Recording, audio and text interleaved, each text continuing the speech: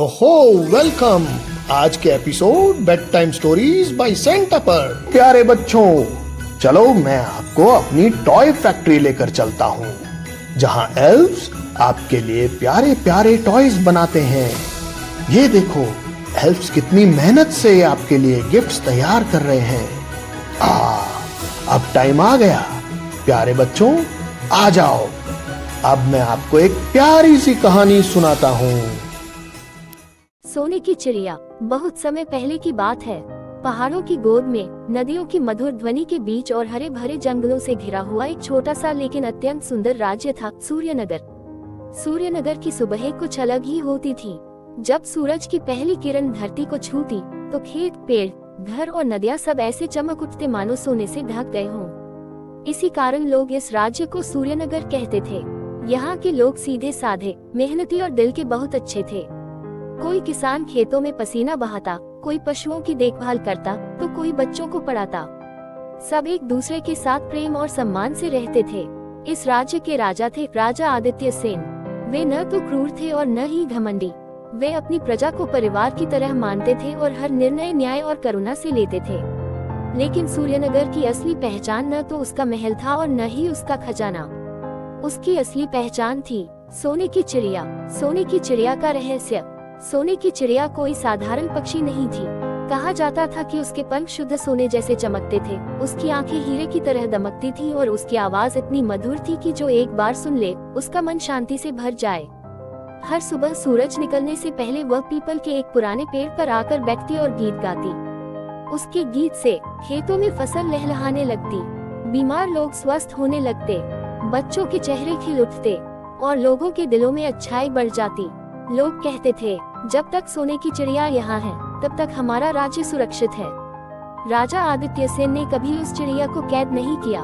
उन्होंने साफ आदेश दे रखा था, ये चिड़िया हमारी नहीं है, हम इसके हैं। इसे पूरा सम्मान और पूरी स्वतंत्रता दी जाएगी। गरीब लकड़हारे का बेटा आरव। सूर्यनगर के बाहर जंगल के किनारे एक छोटा सा गांव था। उसी गांव में रहता था एक गरीब लेकिन ईमानदार लकड़हारा हरिदास और उसका बेटा आरव। आरव बहुत समझदार, दयालु और जिज्ञासु बच्चा था। वह स्कूल नहीं जा पाता था, लेकिन उसके लिए पूरा जंगल ही उसकी किताब था। वह पक्षियों से बातें करता, पेड़ों को पानी देता और अगर किसी जानवर को चोट लग जाती तो उसकी देखभाल करता।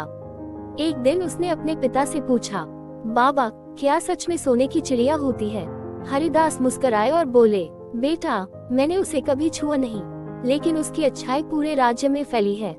उसी पल आरव के मन में एक सपना जन्मा, सोने की चिड़िया को देखना और उसकी रक्षा करना। लालच की आहट। समय बीतता गया। सूर्यनगर की खुशहाली की चर्चा दूर दूर तक फैलने लगी। ये खबर पहुंची पड़ोसी राज्य कालगढ़ के राजा क्रूरसेन तक। वह बहुत लालची और निर्दयी था। उसने अपने मंत्रियों से कहा, अगर वह सोने की चिड़िया मेरे हाथ लग जाए तो मैं दुनिया का सबसे शक्तिशाली राजा बन जाऊंगा। मंत्रियों ने चेताया, महाराज, वह चिड़िया लालच में नहीं आती। क्रूरसेन हंसा, हर चीज बिकती है या छीनी जाती है। उसने अपने सबसे चालाक शिकारी विक्रम को सूर्यनगर भेज दिया। जाल। एक रात जब पूरा राज्य गहरी नींद में था, विक्रम ने पीपल के पेड़ के पास एक चमकता हुआ सुनहरा जाल बिछा दिया। उस जाल में लालच की चमक थी, लेकिन भीतर क्रूरता छिपी थी। सुबह जब सोने की चिड़िया आए और पेड़ पर उतरी, वह जाल में फंस गई। उसकी चीख किसी ने नहीं सुनी, लेकिन आरव ने सुनी। आरव की हिम्मत। आरव उस समय जंगल में लकड़ियां चुन रहा था। दर्द भरी आवाज सुनते ही वह दौड़ पड़ा। पीपल के पेड़ के पास पहुंचकर उसने देखा, चिड़िया फंसी हुई थी और विक्रम उसे पकड़ने की कोशिश कर रहा था। आरव चिल्लाया, रुको, ये चिड़िया सबकी है। विक्रम हंसा, हट जा बच्चा, ये राजा की चीज है।